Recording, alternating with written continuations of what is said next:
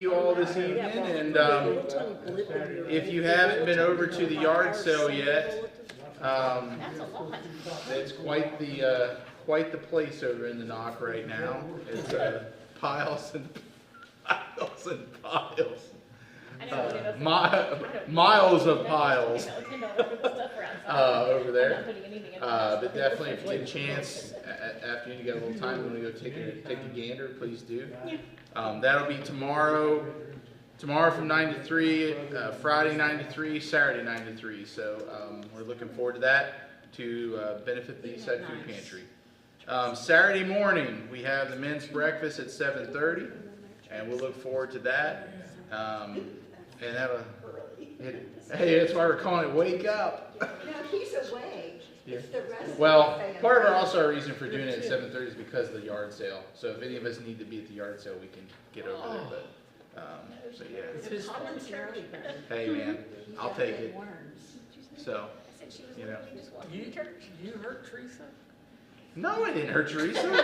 You said you take the blame. I thought you were talking about me setting a time.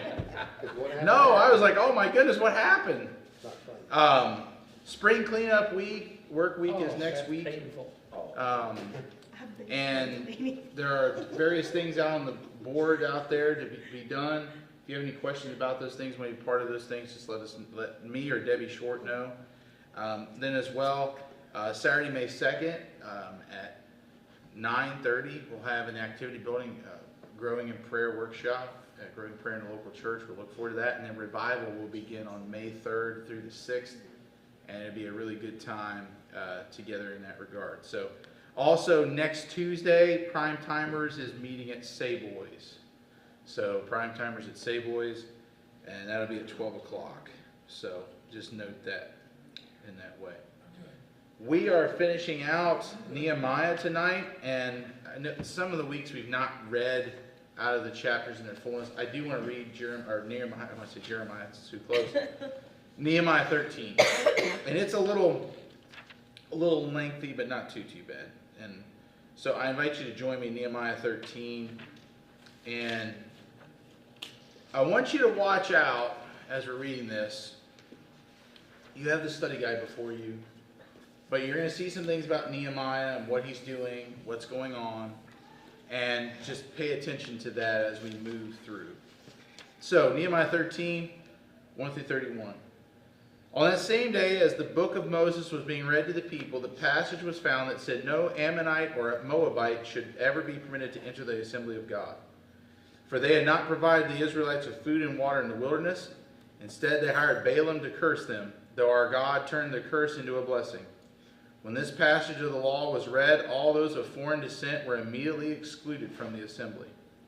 Before this had happened, Elisha, the priest, who had been appointed as supervisor of the storerooms of the temple of our God, and who was also a relative of Tobiah, had converted a large storage room and placed it at Tobiah's disposal.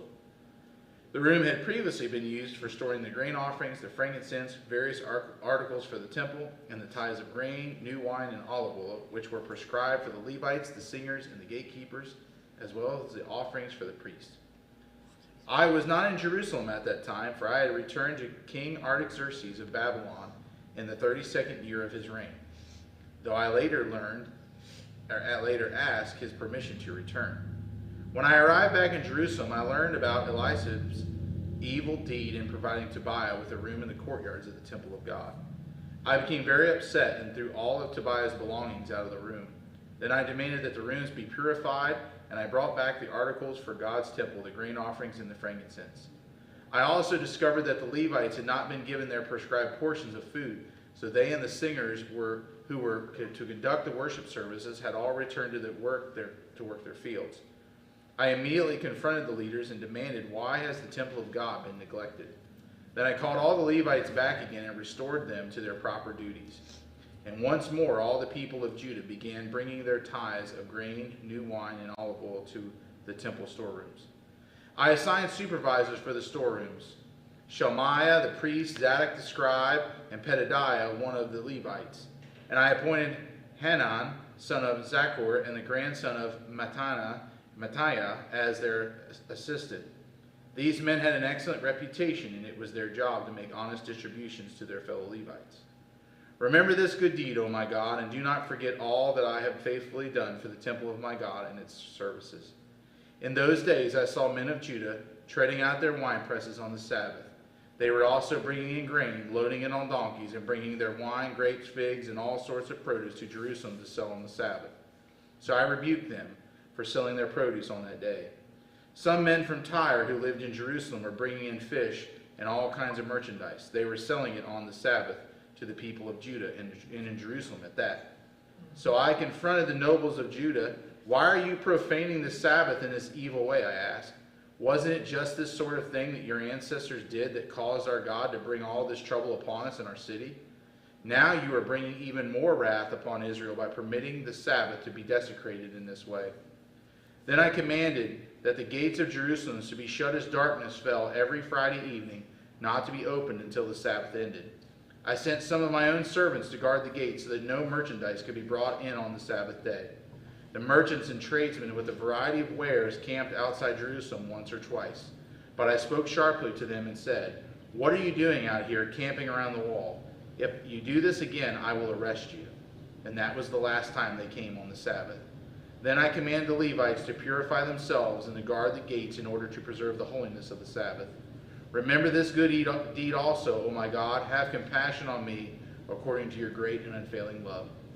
About that same time, I realized that some of the men of Judah had married women from Ashdod, Ammon, and Moab. Furthermore, half their children spoke the language of Ashdod or of some other people and could not speak the language of Judah at all. So I confronted them and called down curses on them. I beat some of them and pulled out their hair. Ouch. Bless you. I made them swear in the name of God that they would not let their children intermarry with the pagan people of the land. Wasn't this exactly what led King Solomon of Israel into sin? I demanded. There was no king from any nation who could compare to him, and God loved him and made him king over all Israel. But even he was led into sin by his foreign wives. How could you even think of committing this sinful deed and acting unfaithfully toward God by marrying foreign women? One of the sons of Joiada, son of Elishib, the high priest, had married a daughter of Sanballat the Hornite, so I banished him from my presence. Remember them, O my God, for they have defiled the priesthood and the solemn vow of the priests and Levites. So I purged out everything foreign and assigned tasks to the priests and Levites, making certain that each knew his work. I also made sure that the supply of wood for the altar and the first portion of the harvest were brought at the proper times.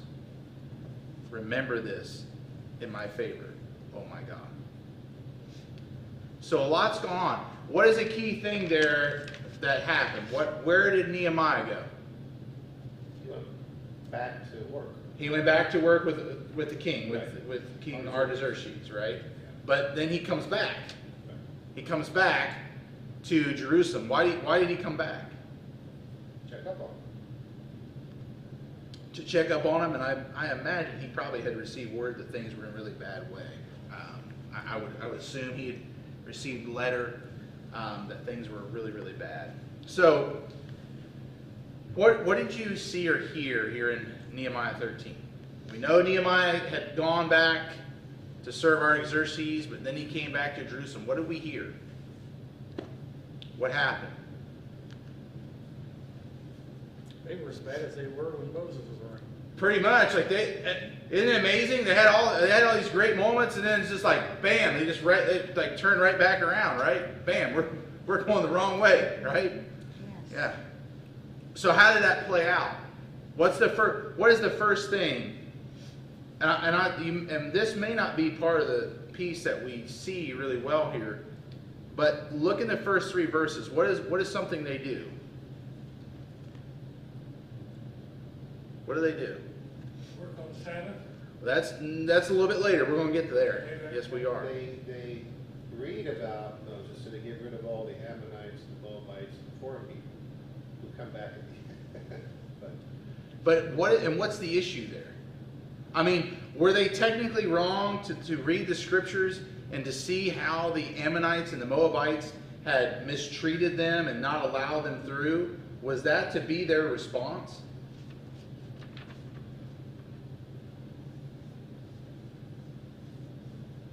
later in Moses's words to them, who are they supposed to be? A royal priesthood and a light. Right? A royal priesthood, a kingdom of priests, and a light to the nations. And what are they doing here? They're separating themselves. They're not witnessing to these other groups that are there, and they've been there. I mean, they've been among them, right? Yeah. But weren't they supposed to destroy women, children, and they didn't? In the days of conquest, yes. But these people that they're mentioning here, the Ammonites and the Moabites, they had asked for permission to pass through their land, and they were not granted that. And that's the key. That's the animosity that you see here, is that they were not granted passage, and so they're like, well, hey, if they didn't grant us passage. Now think about this. This is not 20 years. This didn't happen 20 years ago.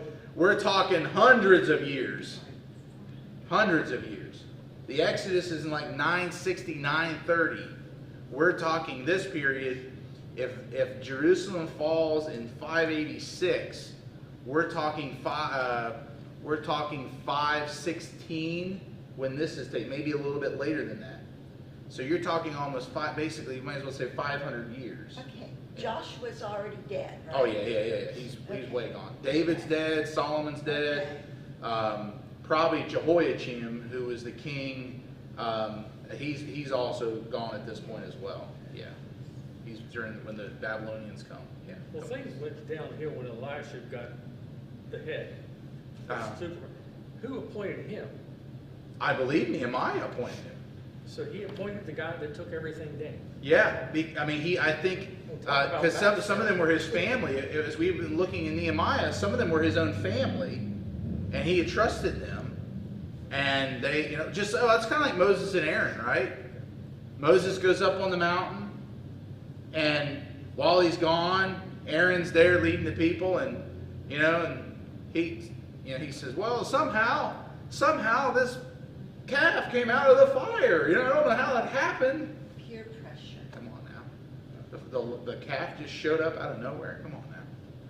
And isn't it sad? And what I always think of, and obviously we're in Exodus on Sunday mornings, but I just started that.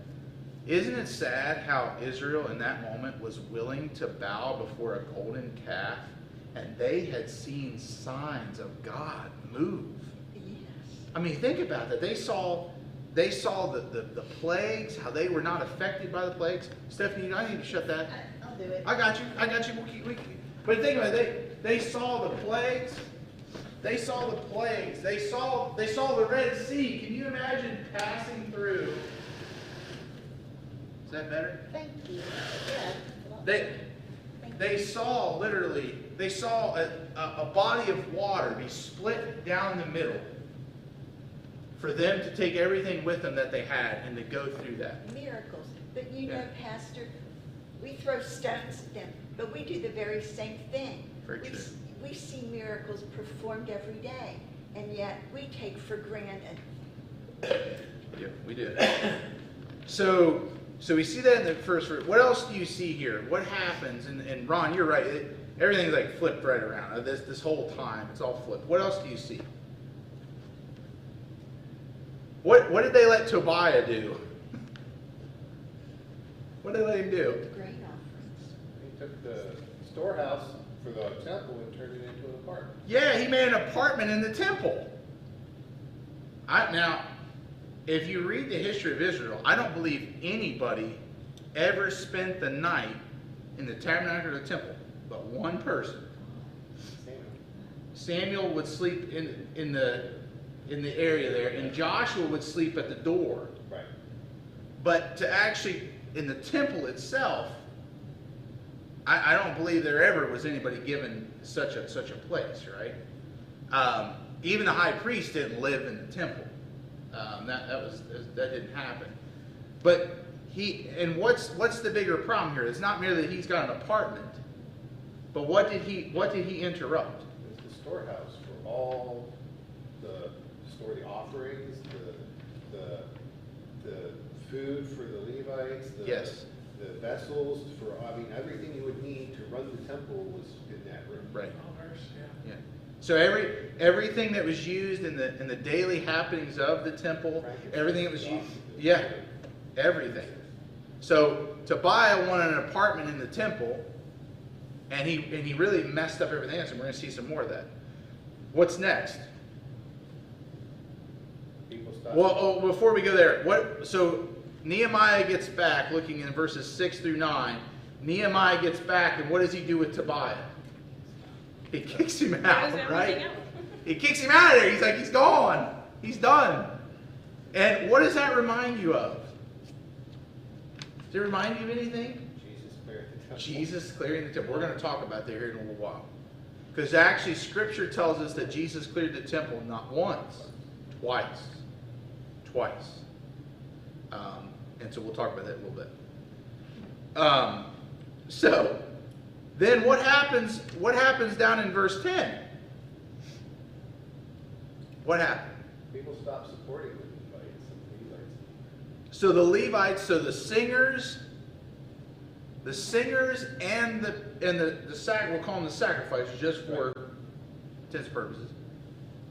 The sacrificers and the singers, they go to plow fields and cultivate the fields and plant in the fields because they don't have any food. They're supposed to be provided for. The law stipulated, you've read the Old Testament law, they were supposed to be provided for. It wasn't happening.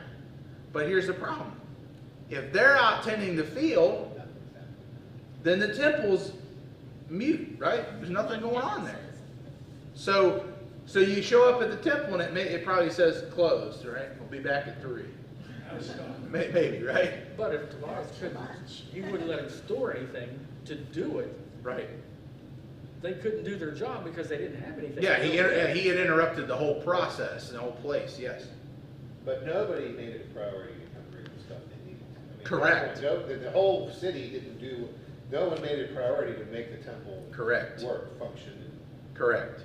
So, there in verse 11, Nehemiah, says, I immediately confronted them and demands, why has the temple been neglected? I mean, can you imagine? And listen, they're coming out of exile. They had lost the temple. The temple they had, we've talked about this in this Nehemiah study. The temple that they had following the Babylonian exile and return to Jerusalem, they wept over it because it didn't look or feel like the temple of Solomon. A lot of times you and I, we don't think about that temple. Actually, a lot of times we don't even think about Solomon's temple. We think about the temple of Herod. And that's later. That comes in the time of Jesus. But they were like, oh, this is all good. It's all good.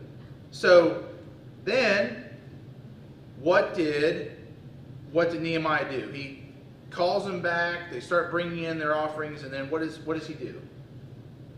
He doesn't leave Tobiah in charge as one person. He puts three people in charge, right? And they're all from different things. One's a priest, one's a scribe, one's a Levite. Interesting. Yeah. And then they even have an assistant for him too. So there's 4. Do you see a prayer though there in verse 14? Remember me. Remember me. Remember this good deed, oh my God, right? Yeah. So, now moving down to verse 15. What are Judean? So this is not Ammonites or Moabites or any other people group here. What are Judean men doing? Marion, outside. Well, that's coming. You're a little heavy. That's coming. That's not. What are they doing? Working. They're working on the Sabbath, right? Yes. They're treading grapes in the wine press on the Sabbath. Now, what's the problem with that? It's work, and what are they supposed to be doing on the Sabbath? Resting and worshiping, right? There were provisions for some things that need to be tended to, but this went well beyond that. They didn't get the memo. Nehemiah was back.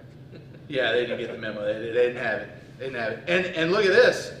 So not only are they treading their wine presses, it says they were bringing in grain, loading it on donkeys, and bringing their wine, grapes, figs, and all sort of produce to Jerusalem to sell on the Sabbath. So they've even corrupted their poor animals. Remember that animals were only supposed to go so far. Yeah. So here we have that issue. And then they're going to Jerusalem to sell it. So what does Nehemiah do? He rebukes them. And then you have the people from other places. Tyre is mentioned, and they're bringing in fish and all kinds of merchandise, and they were selling on the Sabbath too. But guess what? Why were they selling on the Sabbath? People were buying on stuff.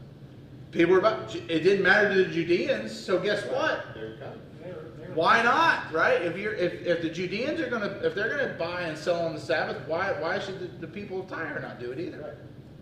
So then he confronts the nobles. And Ron, to your point, which you made, where they went back to their answers, and that's what Nehemiah says. He says, you are literally doing the things that got us exiled in the first place. Literally. You are doing the things that God was displeased with, and you are just letting it be as it is. Right? So then what is Nehemiah's response to that? What's he do? Locks the gates. He locks the gates at dark for the Sabbath, beginning of Sabbath. He locks the gates and he puts guards on duty. Right? And then there were still people waiting outside the gates hoping to get in. And what does he do? He says he's going to arrest you and put you in prison, punish you in some way. And they didn't come back. And then what does he ask of the Levites? Guard the gates and purify themselves. That reminds me of in Exodus and even in Joshua, where there's times where the Levites have to take up a moment in the life of Israel where there's been disorder and chaos, and Moses especially calls them to move forth. Even in Exodus, they even kill their own people. It's either Exodus or Numbers, but they actually kill some of their own because they were disobedient in that way. There's another prayer. Remember me, Lord, in this. So now, Tom, we get to, in verse 23, we get to the men of Judah had married women from Ashdod, Ammon, and Moab. Now remember, they kicked the Ammonites and the Moabites out of the temple after they read what they did, but here they married. But notice I think something that verse 24 shows us. What did they lose? The language. They lost the language of their people. And let me just say this, and this is something that we deal with in our own culture. When you lose language, you lose culture. You do. Language and culture go together. And so this is not merely a matter of saying, oh, well, the children are, their mother is from Moab or Ashdod or Ammon. No. They do not understand, nor have they been embraced into the culture of their father who is from Israel. Yes. I was just going to say, we've seen historically Rahab, Ruth, women who have come into the Jewish culture and accepted the Jewish culture and became Jewish to marry in. That's one thing. But this is where, like Jezebel, they didn't assimilate into the culture at all, and now the kids aren't Jewish because they're not speaking Jewish. They're not Jewish. Yeah. They're not Yes. Jewish at all. Right. So they lost that. Right. They lost that. Yeah. Yeah, and Ruth was Moabite. Right. She was from Moab. So, and that's many years before all this is going on. I don't know if I've said this y'all before, but do you know why the pilgrims who they missed the mark and landed in New England? Do you know why the main reason they left Europe to come here?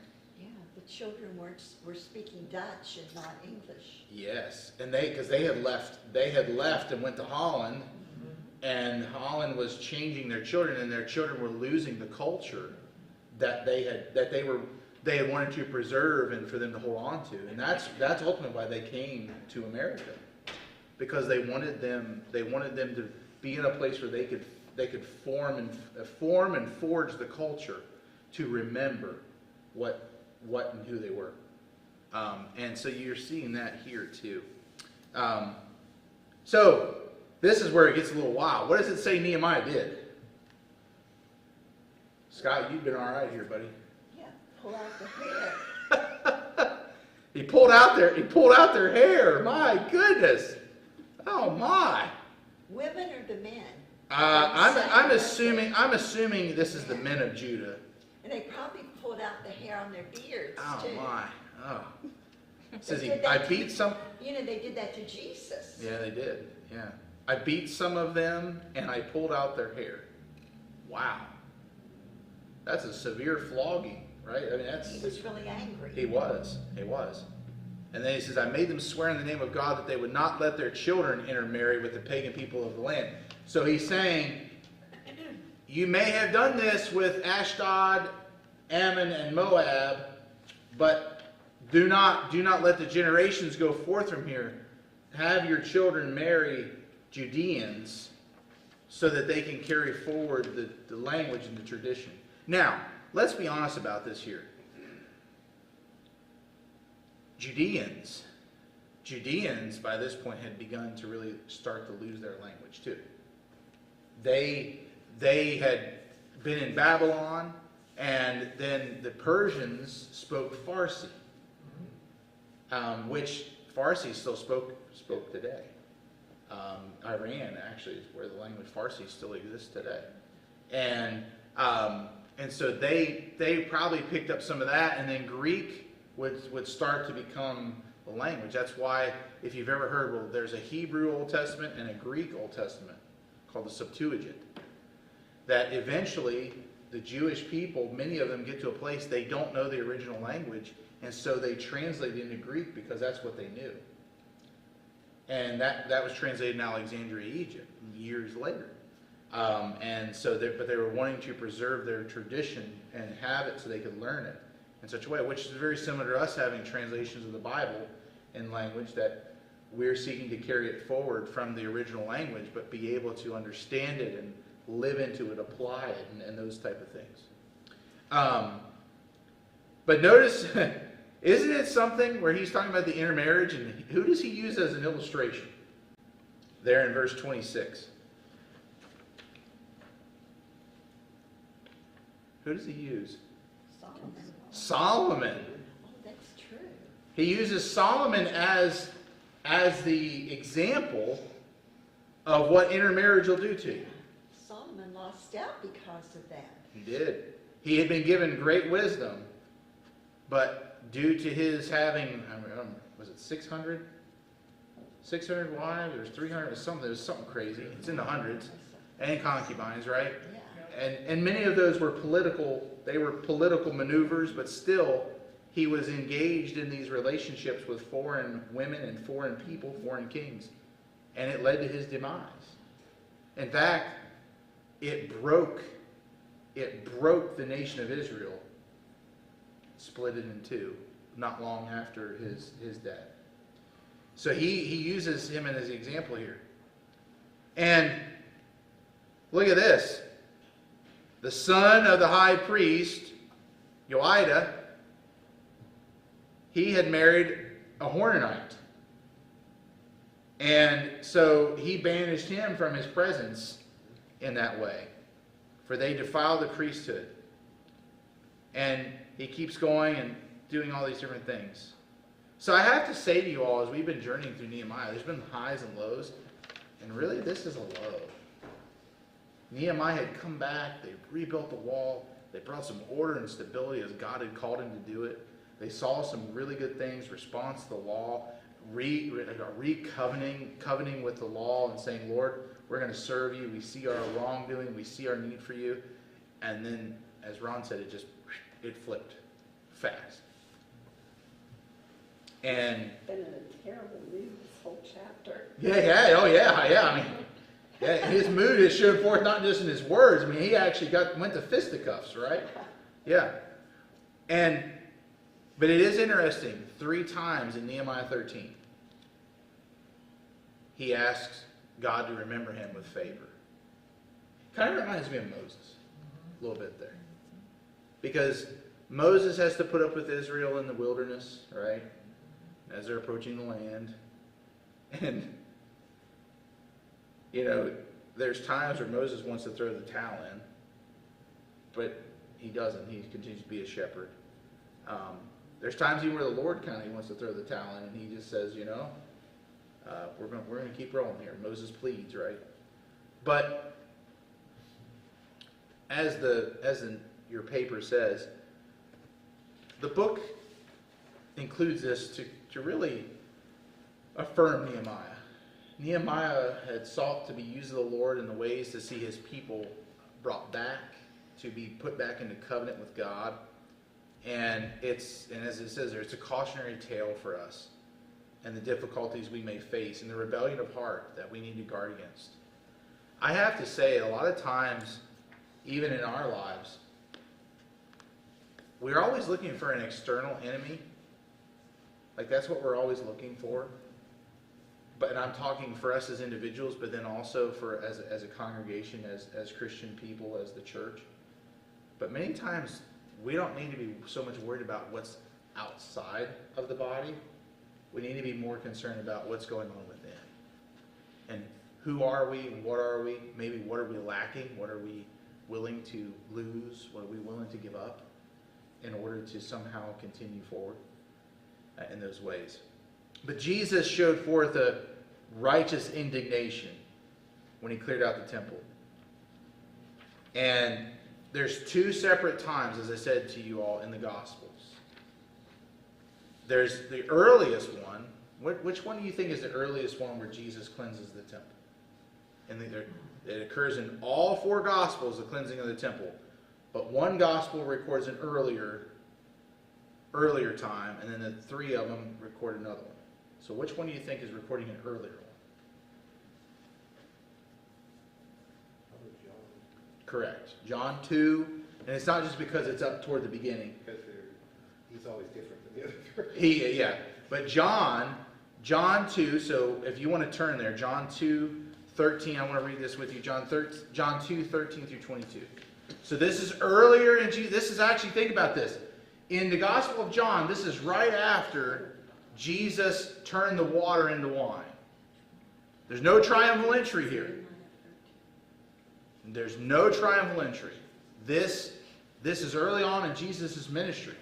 By the way, if the Gospels will record this way, that there's 2 times, there could be possibility, and I'm speaking extra biblically here, there could be that Jesus had gone into we know he went into the temple more than the times we see in the Gospels.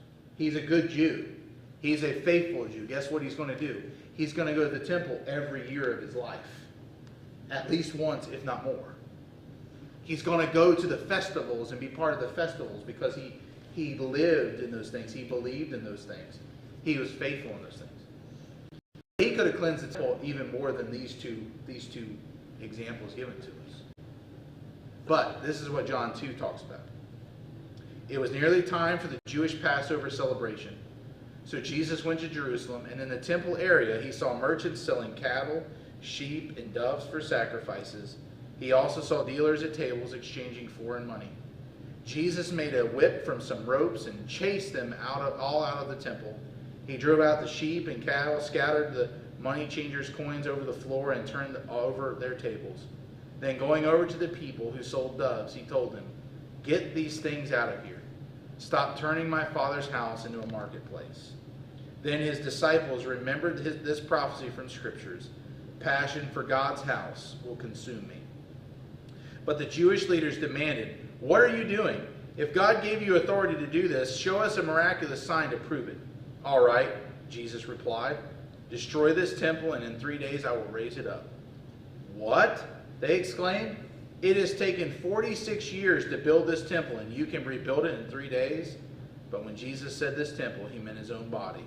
After he was raised from the dead, his disciples remembered he had said this, and they believed both the Scriptures and what Jesus had said. So, what do you see here in this time of Jesus cleansing the temple? When is it? Very early. Very early in the ministry. And when is it in terms of what's going on in the life of Israel? Passover. So what does that mean? What is that? That people were coming to the city for the celebration. Yeah, this is a big deal, right? This is a big holiday. It's a big holy day. Big time. You know, this is people are coming to offer sacrifice. They're coming to meet family. They're there to really celebrate and well, I'll do it this way: worship in these moments, right? So, why do you think Jesus is so upset? Why is he so upset? It said he had zeal for his father's house. So when he saw all this garbage going on, he just lost it. He just really impassioned. Yeah, it threw him into a righteous rage. What's the main reason for that righteous rage? What would you say is the main reason for that? Returning the Father's house into a market. So they've turned it into a marketplace, and what was the Father's house meant to be? Worship. Worship. A place of worship. It was to be of worship and prayer, right? And you see in the other Gospels, they will point this out, but where was the money changers and stuff actually positioned? Right in front of the door. Right in front of the door, and in what court? The Gentiles. The Gentiles. So they push the Gentiles. Does this sound like Nehemiah 13? Gentiles. Yeah. They throw the Ammonites and the Moabites out. They're not allowed to be in the temple. And so if you take, and Tobiah, he threw out the Levites and what they had going, right? So he could have his own pad there at the temple. And so here in this instance you have the Gentiles being excluded. Or can you imagine trying to pray in such a marketplace? You got cows mooing, you got goats and sheep making noise, and chicken, or maybe not chickens, but doves making noise, right? It's kind of funny that Jesus kind of really gets perturbed about the doves. I mean, he says, "Get these things out of here." I mean, I always thought of doves being peaceful, you know I what I think mean? he just drove the cattle and the sheep out. Yeah. He's like, "Get these things out of He here." couldn't carry those out. Yeah. And then you got coins scattered. You got things clanging and going, right? I mean, all these things would have been going on. But the key thing is, they were missing out on the fact that the temple was to be a place of worship and prayer. Wow. Now, where does Jesus... Now, Jesus got in hot water by doing all that, but what do they really get incensed about? His authority to do it. His authority, and then what he says, right? Right. Because what does he say about the temple? I'll tear it down. So you tear it down and put up in 3 days. Yeah, I'll raise this place and I'll raise it and build it in 3 days. And they're like, it's taken 46 years. Do you realize that the temple was not completed? The Herod's temple was not completed until almost the day that Romans destroyed it.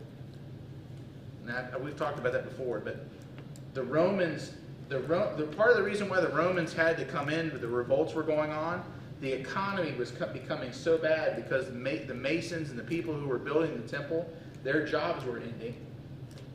And so they were part of the uprising of saying, we got nothing to live for here. We can't support ourselves. And so the temple's completion was actually the demise of Second Temple or Third Temple Judaism, because they didn't have nothing. So it's like, oh my goodness. So they're like, what are you talking about? And this, in a lot of ways, this is a prophetic word of Jesus, not only speaking to his death and resurrection, he's also giving a prophetic word to what's going to happen in the future, that temple is going to be null and void because it's going to be gone. So, yeah. And this is the accusation at the trial. Correct. This is actually what they decided to get him on, those words. I'm not saying they're correct. I mean, I don't remember if he said, I will tear it down, or but I mean, that's what, that Caiaphas' house, that's what they get him on. Yes. Because that was a seat of power and influence for them. They knew that. They knew that. So, later in Jesus' ministry, and if you'll turn to Mark 11, 15 through 25. Now, the synoptic gospels, or the common gospels, so Matthew, so if you're looking for this in Matthew, Mark, and Luke, sort of the same scenario. Matthew 21, Mark 11, and Luke 19. Luke 19 being the last. I chose for us to read Mark. The reason I chose for us to read Mark is because Mark is considered, in terms of biblical scholarship, to be the first written gospel. First one recorded. And because Matthew and Luke pull in a lot of what Mark has to say in their religion. If you ever want to see something really cool, I have a book in my office. It's a parallel of the Gospels. And it actually, it's about this wide, about this big, about that thick. But it actually shows you where the Gospels line up with what they tell. And so there's places obviously where they do not, but then there's also a lot of places where they do. And it's just neat to read that in parallel. But this is what Mark 11, 15 through 25 says. When they arrived back in Jerusalem, Jesus entered the temple and began to drive out the people buying and selling animals for sacrifices. He knocked over the tables of the money changers and the chairs of those selling doves, and he stopped everyone from using the temple as a marketplace. And he said to them, "The scriptures declare, my temple will be called a house of prayer for all nations, but you have turned it into a den of thieves." When the leading priests and teachers of the religious law heard what Jesus had done, they began planning how to kill him. But they were afraid of him because the people were so amazed at his teaching. That evening, Jesus and the disciples left the city. The next morning, as they passed by the fig tree he had cursed, the disciples noticed it had withered from the roots up. Peter remembered what Jesus had said to the tree on the previous day and exclaimed, "Look, Rabbi, the fig tree you cursed has withered and died." And then Jesus said to the disciples, "Have faith in God. I tell you the truth, you can say to this mountain, 'May you be lifted up and thrown into the sea,' and it will happen. But you must really believe it will happen and have no doubt in your heart. I tell you, you can pray for anything, and if you believe that you've received it, it will be yours. But when you are praying, first forgive anyone you are holding a grudge against, so that your Father in heaven will forgive your sins too." Kind of interesting paragraph there, that all that put together there. Is there any correlation between the fig tree that Jesus curses and how the temple was operating? Why did he curse the fig tree? Didn't have any figs. It didn't have any figs. And what was the issue? It should have. It looked. It was in great. season, right? It was beautiful. It was in season. And it was supposed to have fruit on it. How does that relate to the temple? What was the issue there with the temple? It's Passover, it's the season, it's, the Lord's ready to be worshiped, and it was not in a state where it was prepped for worship. Yeah, fruit was not the fruit of thanksgiving, the fruit of worship, the fruit of prayer, devotion, surrender. Not really there. At least not by the whole. The stories are a perfect parallel. They are. And he pronounces a curse over it. The tree, and really he pronounces a curse over the temple. He's rebuking the way of the temple, as he should have, right? I mean, he's really angered by what's going on. But again, this is not just one time. I bet they had Jesus' picture hanging up in there. They drew it. You see this guy coming. You see that Galilean coming here, that guy from Nazareth coming in here. Be careful, right? You know, Will Pastor, all the vendors choose? I don't know. That's a good question. I would say yes, because if they're in the court of the Gentiles, technically you could have been in there as a Gentile. You probably would have had to have been a God-fearer. So if you're a male, you would have to be circumcised, more than likely. And I don't know. And then women were only allowed in certain parts. So they would have probably been allowed in the court of Gentiles, but I don't know. So that's a great question. But I would say that it would have been very limited if they were. I mean, if when the Roman guards showed up in Jesus' time, when the Roman guards showed up to the temple, that was a major awkward moment, and they didn't like it because they would be unclean and all that stuff. So, yeah, it'd be a little tricky. Jesus told them that his death, he was going to destroy. And he did. It happened, and they still didn't believe, you know? Yeah, yeah. Well, they're always demanding a sign. John, they always want a sign. Isn't that funny in the Gospel of John? They always want a sign. Except Jesus has been giving them signs. Yeah. And they didn't believe. I mean, even he feeds, and I always love it in the Gospels as a whole, but the feeding of the 5,000. And the people want a sign. I mean, come on. A guy has just fed over 20,000 people with nothing, really. Nothing. And they're in the middle of nowhere. So why in the world do you demand another sign? But that shows you the hardening of the heart and of the mind. It shows you that the unbelief, right? Even the pride of life. It shows you that. And you see that here in the religious leaders. And that is the only reason they don't really do anything. Though, Mark, guess what? This is kind of the final straw. This is kind of like, okay, we're done with this guy. He's caused enough havoc and harm. He's done enough. We're going to move forward here. Whatever happens to us, we don't care. We're going to do it. So, major thing there. But again, as I said earlier, I think something that you and I need to be very mindful of and careful is that in our own lives, we don't become a marketplace for other things, other mindsets, other beliefs, other idols that seek to have us. What was that? What was that? A flash of light. It was those. It just flashed on. Gremlins? Ooh, that's right. Hey, no idols, okay? No idols. But truly, we are presented, you and I are presented with a marketplace every single day of our lives. Whose will we be? Who will we purchase from? Who will we buy from? Who will we give ourselves to? Nehemiah was combating that. I mean, Nehemiah combated that throughout the letter of Nehemiah. He combated it obviously here in 13. But for you and I, in Jesus, you and I are we have a choice to make. And Jesus gives us a very nice picture when he talks about the narrow way, right?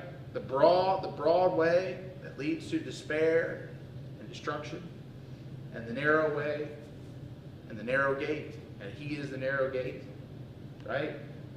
And you and I have a choice to make in that regard. What will our lives look like? And it's not only about what we receive, it's about what we give forth. How that is done, how that comes forth, that the fruit, and there's that issue of fruit again, right?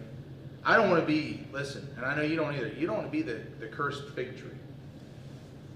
That when Jesus comes, when the Spirit of God comes and he looks at our lives and he wants to engage our lives, and he goes, you know what? They're not putting fruit out in season. Their words and their thoughts and actions, they are bad. They are real bad. And I've called them to better than that. And I don't know about you, I never want to be found in that place. Now, do we have moments in our lives where we react to things and we do things that are probably, they're definitely not up to where the Lord wants us. And I don't want to call those a mistake, by the way. That's a bad word. That really is. A mistake is when you do something unknowingly, right? Like a mistake is something that kind of came out of nowhere and you had no idea. But how often, and I know we've talked about this before, how often in our culture today do we talk about making mistakes? It had intention behind it.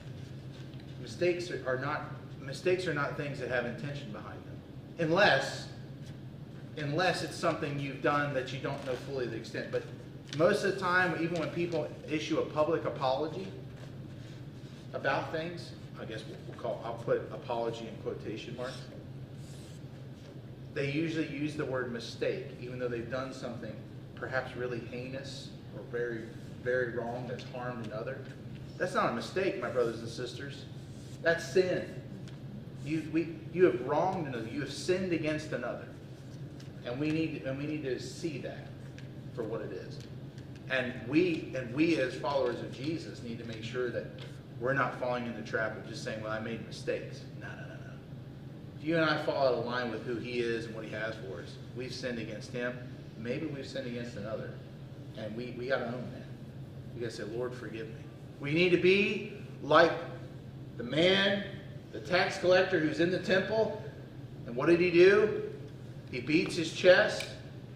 The tax collector, oh, look what I've done. Yeah, the Pharisee, he's standing there.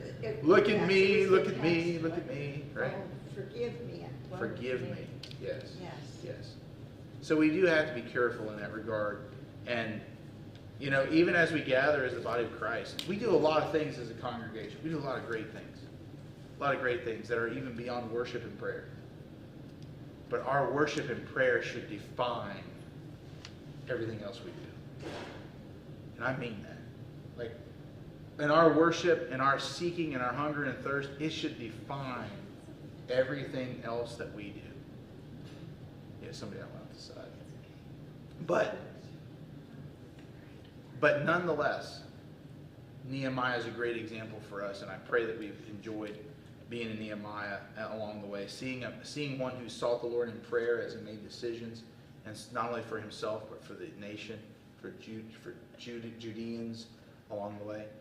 And we'll be getting Exodus this coming week. I look forward to being in Exodus with you. It's a 6th series of Exodus. It's going to be, instead of really looking at passages where Nehemiah, we went through the chapters in a full sense. The Exodus series will be pointed on certain topics. And so we'll look forward to doing that together and as we journey through Exodus in the morning. But I just want to close this in prayer tonight. And remember Lyle tomorrow. Lyle's got surgery tomorrow at noon. I remember him in that. We have others going through things. And Tom, how are you doing? Well, I had an injection in my ear, in a steroid, and I'm hearing a little bit. It Good. must have kicked in on day 2 instead of day 1. Yeah. Gotcha. It's working a little bit. Good. Yeah, I heard you everything you said tonight, for the most part. And no bucket on your head? No bucket on your head? I didn't hear Sound that. like no bucket on your head.